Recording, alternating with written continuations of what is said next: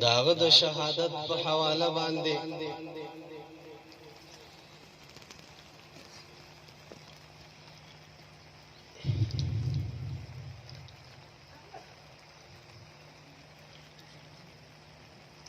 یقینا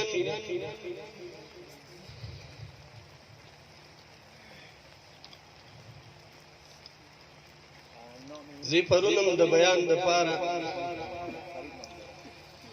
راغختلم ما د مولانا صدرالدین صاحب ته وی ز بیان نشم کولای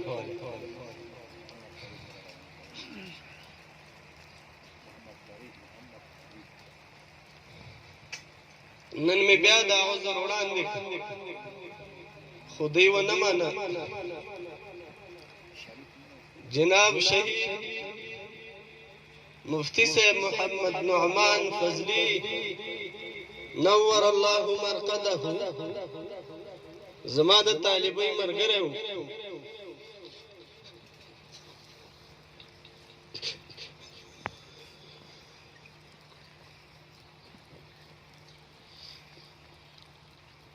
منګ وړه دوره یو ځای کړي و ډېر وخت سره تیر کړي ما ته هغه وختونه را یاد شي چې کله ما دا आवाज اورېدلې ده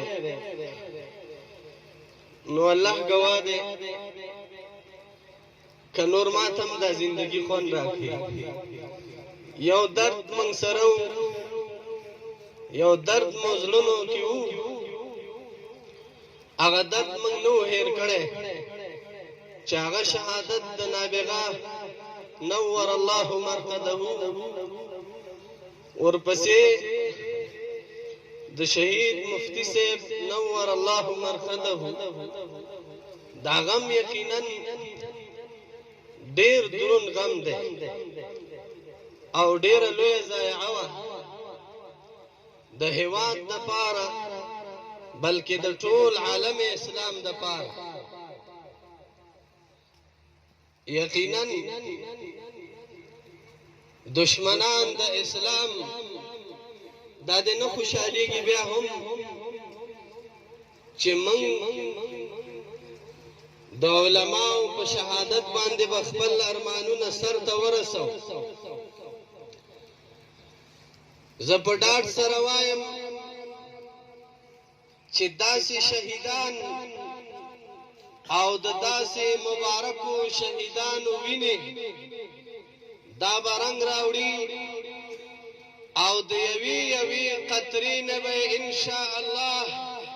په زرګونو په لکونو مدافعین د اسلام او د مسلک حقه حنفیه به ان شاء الله د یوې قطرې نه په لکونو په زرګونو نور جوړیږي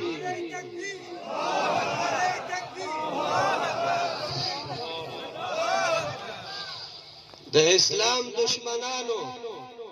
شهادت خو زمونږ د ټولو ارمان دی دا زمونږ د اسلافو ارمانو دا د هغوی د شاګردانو ارمان دی دا د هغوی د ملګرو ارمان دی د شهادت نه موږ نه یریږو په شهادت باندې زمونږ حوصلې نه کمیږي په شهادت باندې زمونږ مبارزې نشي ختمولی شهادت زمونږ هغه ارمان دی یقینا ما نن د علماو سره سهار نن یو خبره وکړه مفتی صاحب شهید مفتی صاحب نور الله مرقده دا هغه بیان په ریکارډ باندې پروت دی هغه د حرم شریف په خواږه منور سفر کې په مبارکو مقدسو مقاماتو کې د شهادت سوال کو بل دعا نه غوښتله بل سوال نه کو یقینا د حرمین شریفین په سفر کې دا علما ناستي ما دې سره یو حکایت وکړه ما دا دعا غوښتله چې الٰه تا ته خو آسان دي کعبې شریفې ته مې دننه بوځه په ویښه باندې مې هغه ارمان پوره نه شو ما یو خوب ولیده کعبه شریفه ته دنه په خوب کې لاړم صحابه کرام شهیدان پراته دي یو شهید پکې د افغانستان هم دی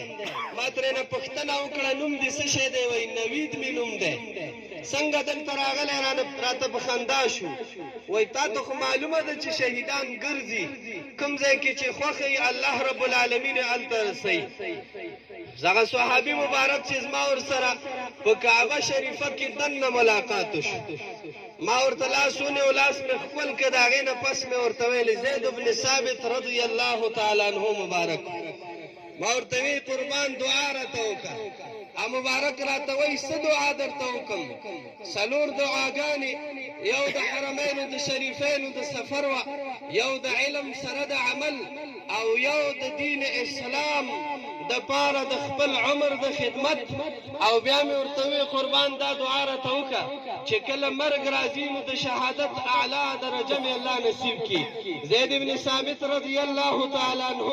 په کعبه شریفه کې دننه دی ما ته وایي ځه چې کله الله تبارک وتعالی درته مرګ راولي د شهادت اعلی درجه د نصیب شه او لاسونه یې راسې په مخ راښکل هغې نه پک زه راویښ شم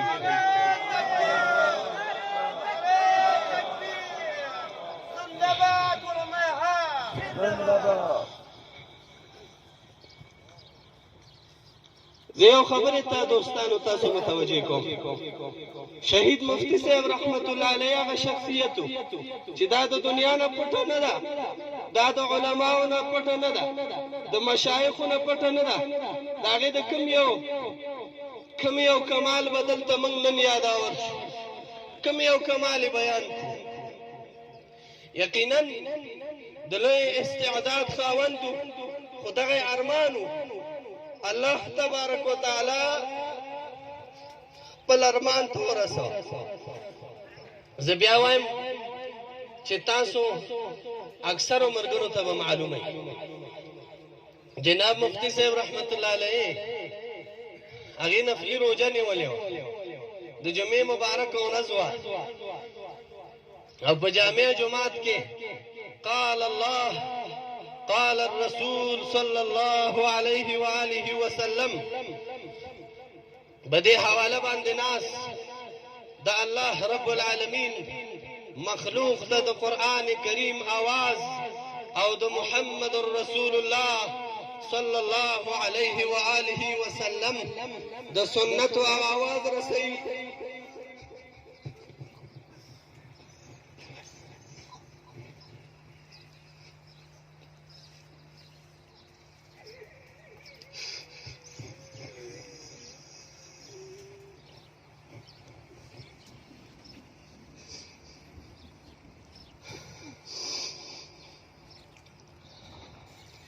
ظالمانو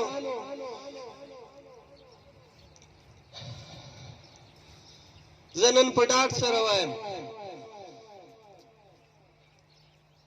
که هغه حکومت دی که امنیت دی که پولیس دی که یو تنظیم اسلامي او سیاسي دی په داسې شهادتونو کې چې د هر چا لاس وي د هر چا همکاري هغه ظالم دی بلکې کافر دی داسې شهادتونه د شعائر الله بحرمتي دې ته حلال ویل او په دې عقیده باندې داسې مدافعین د اسلام ستر داعیان په شهادت باندې رسول دا سړی ځان کافر کوي او څوک چې ورسره همکار وو دا ټول کافران شوي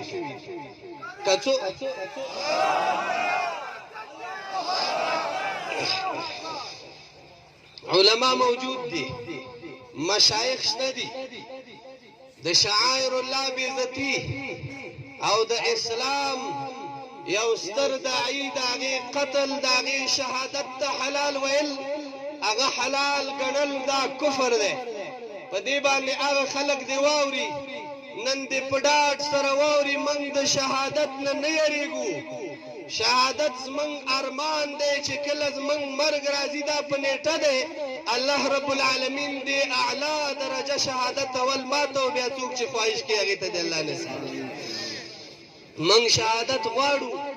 هغه خلک هغه دې نه خوشحالیږي که د اسلام په نوم باندې او که ځان ته یو بل نوم اخلي او داسې منحوسه کارونه هغه سرته رسوي چې په جومات کې او په محراب په منبر باندې د اسلام ستر داعي هغه په شهادت باندې رسول دی باندې خپل ارمان پوره کوي دی باندې خپل غوسه سړی یقینا دا د نه خوشحالېږي د مفتی صاحب په دې خوږو ښایسته القابو کې یو لقب کم چې هغې ته ویلی شي شهید هغه لقب تاسو مفتی صاحب ته ور وبخه د اسلام دشمنانو هغه صفت چې مفتی صاحب په هغې صفت باندې نو مشرف د اسلام دشمنانو واورئ تاسو هغه زبردست او عظیم الشان صفت د کمال یو دوه ورځې وړاندې جناب مفتی صاحب محمد نعمان ته وبخه چې هغه صفت د کمال دی چې هغې ته ویلی شي شهید فی سبیل الله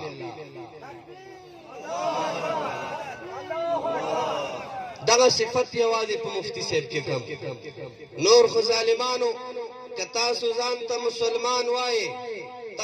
تاسو د اسلام په جامه کې داسې منحوسه کارونه کوئ مفتی صاحب په منبر باندې څه شی ویل الحمدلله خطبه یې ویله د الله رب العالمین د کتاب تلاوت کو د هغې تشریح او وضاحت کو د جناب محمد رسول الله